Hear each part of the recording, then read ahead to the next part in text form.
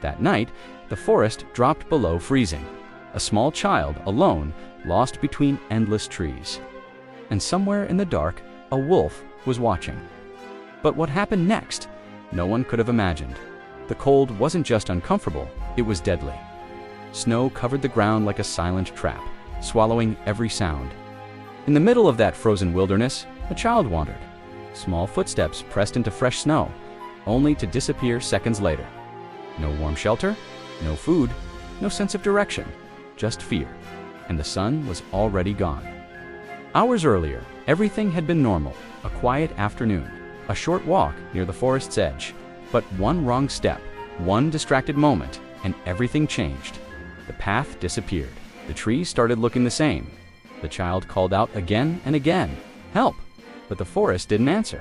Only the wind replied. As time passed, the temperature dropped further, the kind of cold that seeps inside your bones.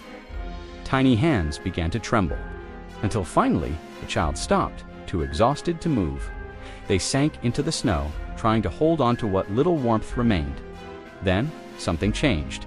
The forest went silent. No wind, no sound, just stillness.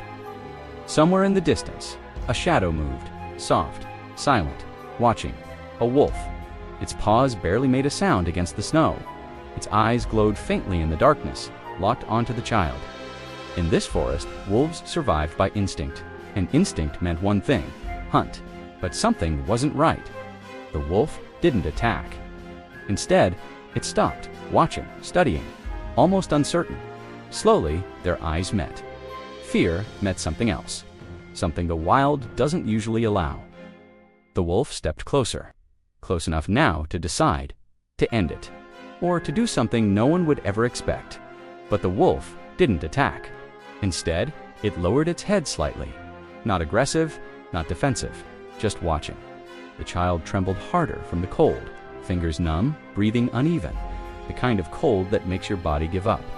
The wolf noticed. It stepped closer, slowly, carefully, as if afraid to break something invisible between them, something unexpected. The wolf sat down right there in the snow, not attacking, not leaving, just staying. It wasn't the wolf, it was the night.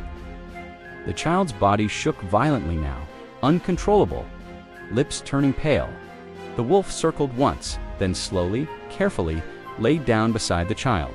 The warmth was real, fur thick against the freezing air, body heat stronger than anything around them. In that small circle of warmth, something impossible was happening. The child's shaking slowed, breathing became steadier. The wolf lifted its head, scanning the darkness, alert, protective, watching every shadow, every sound.